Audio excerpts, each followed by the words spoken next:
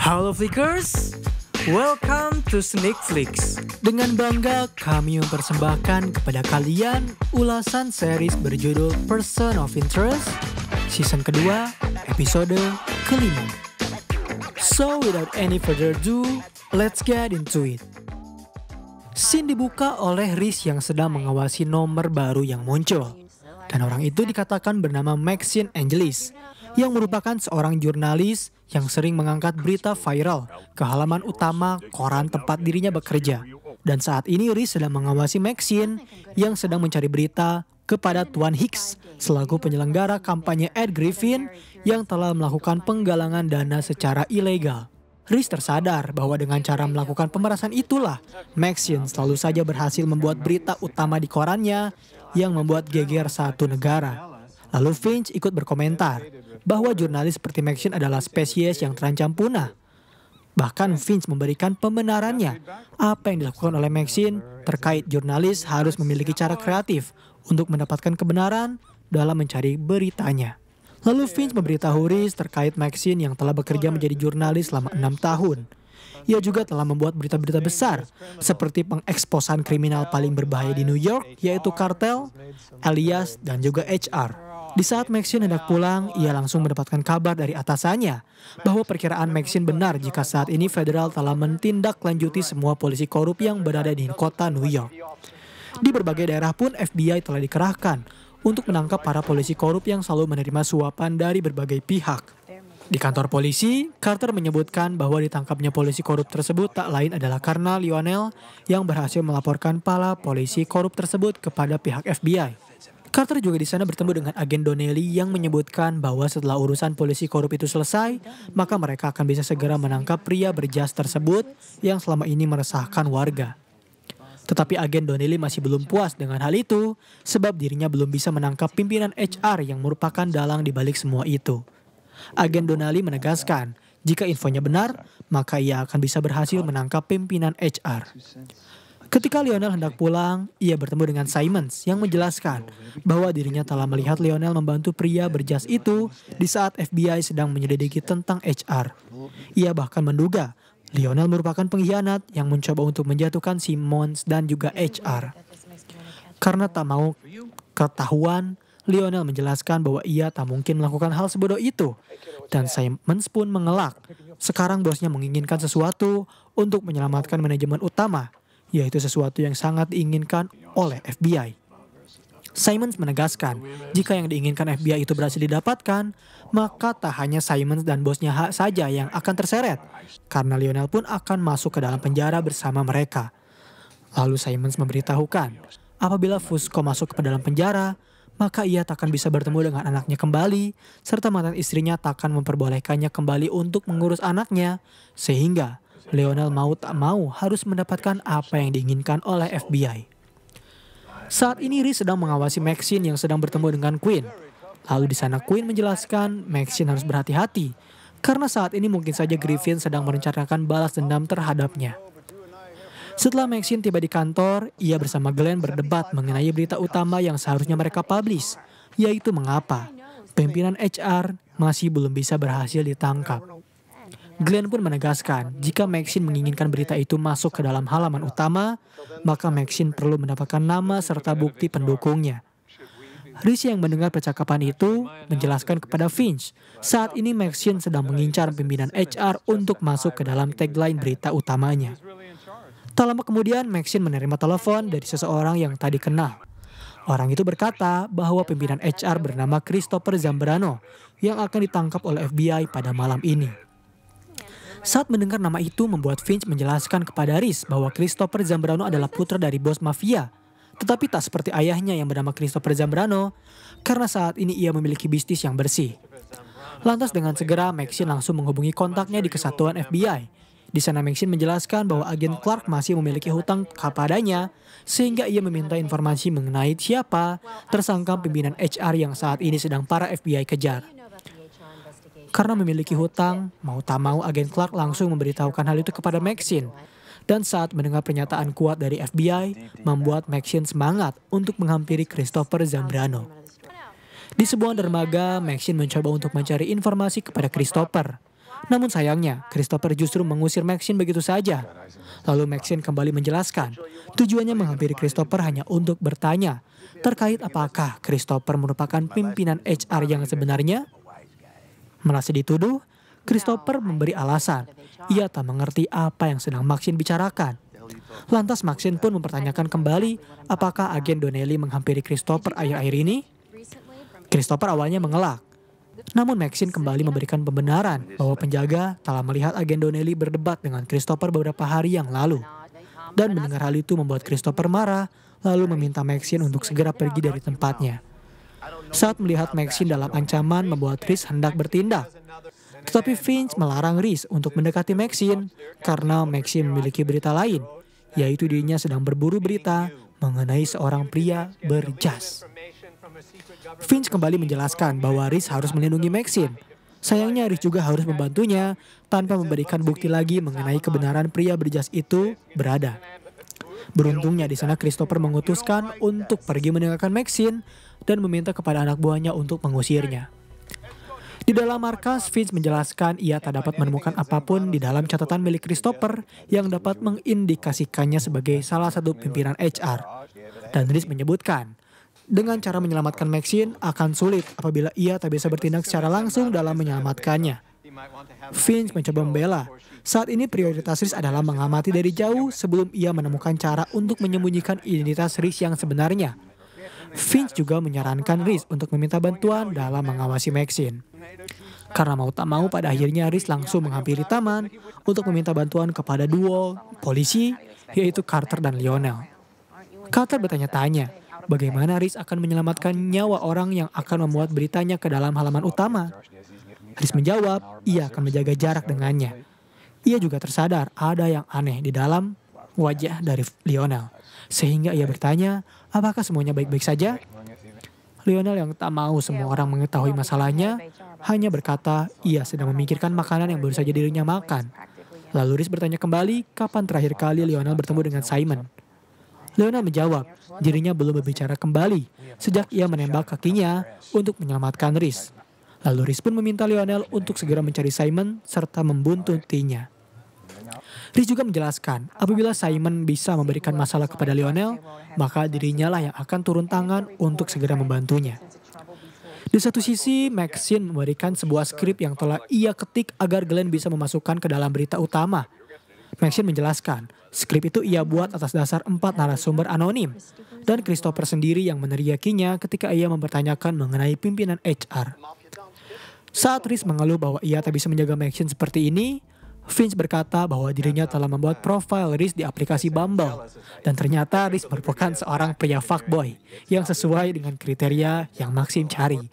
Sehingga kini Finch saat ini telah berhasil membuat Rhys mendapatkan jadwal kencan bersamanya pada malam hari ini pukul 8. Mendengar hal itu langsung membuat Rhys bertanya-tanya apa yang harus ia bicarakan dengan Maxine ketika ia bertemu dan berkencan dengannya.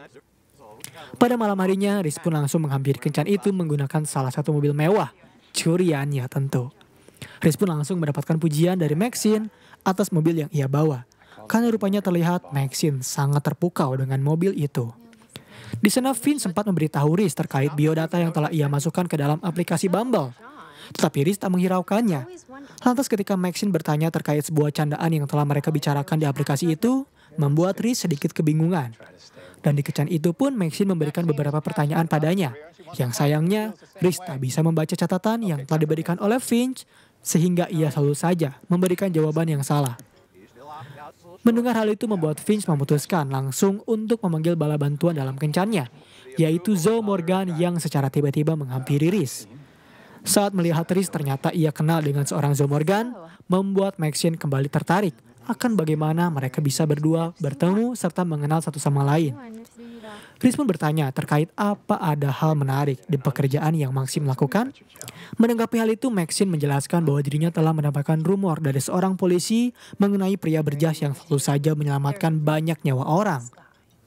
Rhys menjelaskan orang itu seperti sebuah urban legendnya di kota New York.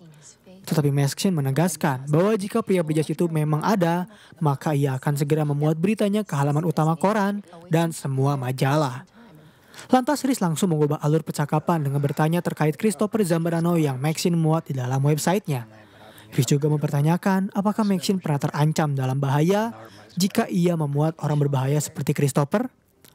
Riz bahkan menyarankan Maxine untuk segera pergi keluar kota dengan cara menyudahi peliputan yang akan Maxine lakukan terhadap Christopher. Namun sayangnya ternyata rencana Riz gagal untuk menjauhkan Maxine dalam kasus itu. Sebab ternyata Maxine menjelaskan ia telah mengetahui resiko dari pekerjaannya. Tak lama kemudian mereka berdua menerima telepon dari Carter dan juga Glenn. Mereka berdua pun mendapatkan informasi yang sama, yaitu Christopher Zambrano yang telah diduga Maxine sebagai pimpinan HR adalah berita yang tak benar. Berita itu juga telah membuat nyawa Christopher terancam, karena ternyata setiap penjahat dan kartel yang HR pernah peras menargetkan Christopher sebagai pimpinan HR atas kasus hoax tersebut. Riz di sini tersadar bahwa yang saat ini sedang berada dalam bahaya bukanlah Maxine, melainkan Christopher sendiri. Saat itu Maxine menjelaskan kepada Riz bahwa dirinya telah membuat nyawa Christopher dalam bahaya, sehingga ia meminta kepadanya untuk memberikan tumpangan ke tempat yang Christopher miliki. Setelah mereka berdua tiba di tempat Christopher, Maxine pergi terlebih dahulu untuk memastikan keadaannya. Dan beruntung di saat Maxine sedang dalam bahaya, Riz tiba di dalam waktu yang tepat, berhasil membantunya dengan menghajar orang yang berniat untuk menyakiti Maxine. Di sana juga mereka berhasil menemukan jika ternyata Christopher Zambrano telah tewas. Lantas dengan segera mereka memutuskan untuk menghampiri kantor polisi agar bisa melaporkan hal tersebut. Di sana Riz mencoba untuk membuat Carter melepaskan mereka berdua, karena dengan badannya Riz di sana dapat mengancam identitas asli miliknya yang sebenarnya. Sebelum Riz berhasil membawa Maxine keluar, FBI ternyata terlebih dahulu memanggil Maxine untuk meminta menjawab beberapa pertanyaan yang akan mereka ajukan padanya. Pada akhirnya, di ruang interogasi, agen Donnelly mempertanyakan siapa orang yang pertama kali memberitahu Maxine bahwa Christopher adalah pimpinan HR. Maxine menjawab, dirinya dapat sumber dari sebuah anonim. Lalu agen Donnelly pun menjelaskan jika Maxine telah menimbulkan kekacauan yang cukup besar bagi pihak FBI. Sebab Maxine telah membuat Christopher yang merupakan saksi mata mereka yang akan menjatuhkan bos HR meninggal dunia. Karena ternyata ayah Christopher adalah orang penting di HR yang telah membuat sebuah buku besar yang berisikan nama orang-orang yang telah menerima suap dari HR, termasuk bosnya sendiri. Dan ketika ayahnya wafat, Christopher ternyata berhasil menemukan buku besar itu, lalu ia berniat untuk memberikannya kepada FBI. Di dalam markas, Finch menjelaskan bahwa dengan satu langkah saja, pimpinan HR dapat memusnahkan orang yang hendak menjatuhkan dirinya, serta menghancurkan karir dari seorang jurnalis. Di dalam kantor Maxine, ia mendapatkan tatapan yang tak mengenakan dari rekan kerjanya sendiri. Ia juga mendapatkan perintah dari Glenn untuk tak kembali membuat berita sebelum urusan mereka dengan hukum selesai. Karena merasa terpuruk akan hal itu, Maxine memutuskan untuk menelepon sumber anonimnya untuk menegaskan ancaman yang akan ia berikan padanya. Dan melihat Maxine kembali membahayakan nyawa dirinya, membuat Riz langsung segera mengajak Maxine pergi minum bersama. Pada malam hari, Riz menjelaskan jika dirinya khawatir terhadap Maxine. Ia juga menyadari Maxine mungkin membutuhkan bantuannya. Dan ternyata lantas Maxine pun meminta Riz untuk segera memeriksa di mana Christopher menyembunyikan catatan keuangan itu. Tetapi sayangnya, Riz menjelaskan bahwa mungkin Maxine harus memberikan tugas itu kepada pihak yang berwenang. Namun karena merasa Riz tak dapat membantunya, membuat Maxine memutuskan untuk pergi. Saat perlahan Maxine pergi, Riz mencoba menghampirinya. Dan ia tersadar bahwa ternyata ada yang telah membidik Maxine. Lalu dengan segera Riz langsung menyelamatkan nyawanya dan membawanya kembali ke kediamannya. Mendengar kabar Riz akan membawa Maxine pulang ke rumah, membuat Riz tersadar sesuatu bahwa dirinya ternyata harus menaruh bir di rumah Riz agar tak membuat Maxine curiga kemana perginya anjing tersebut. Lalu setelah tiba di kediamannya, Riz menjelaskan jika ia akan izin sakit besok agar dirinya bisa terus mengawasi Maxine.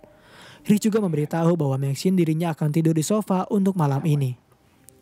Ketika Maxine hendak menukar bajunya, momen awkward terjadi ketika Finch dengan segera keluar dari lemari tempat dirinya bersembunyi untuk bisa kembali ke markas. Keesokan harinya, Finch menjelaskan bahwa ia berhasil mengidentifikasi siapa orang yang mencoba mencelakai Maxine. Dan ternyata orang itu adalah mantan anggota FBI yang bernama Agen Bogle dan Agen Pitt. Riz menjelaskan bahwa Maxine mungkin perlu tahu siapa orang yang mencoba menyerangnya. Dan Finch menjelaskan bahwa dirinya telah memberikan informasi itu kepada Maxine. Tak lama kemudian, mereka menghampiri Zoe Morgan untuk bertanya terkait mengenai agen FBI yang telah menyerangnya. Zoe Morgan memberitahu ia tak tahu mengenai siapa orang yang telah membeli ponsel sekali pakai itu. Yang ia tahu, rata-rata orang yang membeli ponsel sekali pakai adalah penjahat dan orang yang melakukan kampanye di dalam politik. Mendengar hal itu, Maxine pun menyadari sesuatu dan menduga, apakah bos HR merupakan orang yang mencalonkan diri di dalam kampanye? Menarik nih. Di kediaman Reese, Maxine masih mencoba untuk mencari tahu di mana Christopher menyembunyikan buku besar yang ia dapatkan dari ayahnya. Dan ketika melihat situs, Christopher ia pun menyadari sesuatu. Lantas pada malam harinya, Reese beserta Maxine langsung memutuskan untuk menghampiri tempat Christopher kembali. Dan beruntungnya, di sana mereka berhasil menemukan buku besar tersebut yang telah Christopher sembunyikan di dalam komedi putarnya. Ketika mereka hendak keluar, agen Bogle dan Pete ternyata kembali menyerang mereka dan berhasil merebut buku besar tersebut. Saat melihat Reese sedang dalam bahaya, membuat Finch memutuskan untuk menelepon Carter dan Lionel. Finch juga kembali menegaskan jika Reese tak boleh mengambil tindakan apabila ia tak ingin Maxine mengetahui identitasnya yang sebenarnya. Tak lama kemudian, Carter dan Lionel pun dengan segera menodongkan pistol kepada agen Bogle dan Pete. Di sana agen Bogle bertanya sesuatu terkait kepada agen Pete. Apakah ia mendengar suara polisi? Ia juga menyadari jika Carter dan Lionel melakukan penyergapan tanpa memanggil bala bantuan. Dengan terpaksa, di sana mereka pun harus melakukan adu tembak. Dan dengan segera Reese menghidupkan wahana itu untuk membuat agen Bogle dan Pete lengah. Ia bahkan mengambil tindakan dengan cara melepaskan ikatannya dan menghajar agen Pete. Ketika agen Bogle hendak menembak Maxine, Reese dengan segera menyelamatkannya dengan cara menembak agen Bogle terlebih dahulu. Beruntungnya, aksi yang dilakukan oleh Reese tak diketahui oleh Maxine. Barulah setelah Carter berhasil menangkap agen Bogle dan Pete, Lionel meminta kepada Maxine untuk memberikan barang itu sebagai barang bukti mereka. Keesokan harinya, London Walker dinyatakan bersalah karena ternyata ia telah menerima suap serta melakukan korupsi dan konspirasi. Sementara Lionel telah berhasil memberikan kertas transaksi suap yang Simons terima kepada Simons. Lionel menjelaskan jika Simons membutuhkannya kembali, maka ia jangan pernah menyebut nama anaknya untuk membuat Lionel melakukan pekerjaan itu. Dan scene terakhir di episode kali ini memperlihatkan Reese yang melakukan kencan ketiganya bersama Maxine. Di sana, teman kencannya menjelaskan jika ia sudah terikat dengan pekerjaannya sehingga ia tak bisa melanjutkan hubungan itu bersama Reese. Ia juga berkata bahwa Reese masih terlihat tertarik terhadap Zoe Morgan, sehingga Maxine hanya bisa memberikan Reese ciuman perpisahan. Sebelum Maxine pergi, Reese bertanya, apakah ia bisa berhenti mengejar pria berjas yang sedang ia cari? Maxine berjawab, dari beberapa minggu yang ia lewati, pria berjas itu tak muncul untuk membantunya, sehingga Maxine tersadar bahwa pria berjas tersebut hanyalah sebuah urban legend bagi warga New York. Di sana juga Finch berkata bahwa tugas mereka masih belum selesai, karena mereka masih belum menangkap bos HR yang sebenarnya. Dan juga karena Finch merasakan jika bos HR bukanlah orang yang menyewa agen Bogle dan Pete untuk membunuh Maxine. Di satu sisi, Simons memberikan selamat kepada Queen karena Ed Griffin telah terpilih menjadi wali kota New York. Bahkan Queen juga menjelaskan, ia sengaja tak menulis namanya dalam laporan keuangan itu. Dan penyelidikan pun masih berlanjut hingga ke episode 6. Sementara kini, penjelasan mengenai Person of Interest season kedua episode ke-5 pun berakhir di sini. Bagaimana menurut kalian? Apakah series ini cukup menarik untuk diikuti? Berikan komentar positif kalian di kolom komentar. Beri kami ulasan mengapa series ini menarik bagi kalian dan jangan lupa nyalakan lonceng notifikasi, tekan tombol subscribe serta tombol like jika kalian menyukai pembahasan kami. Dan sampai berjumpa kembali di episode selanjutnya.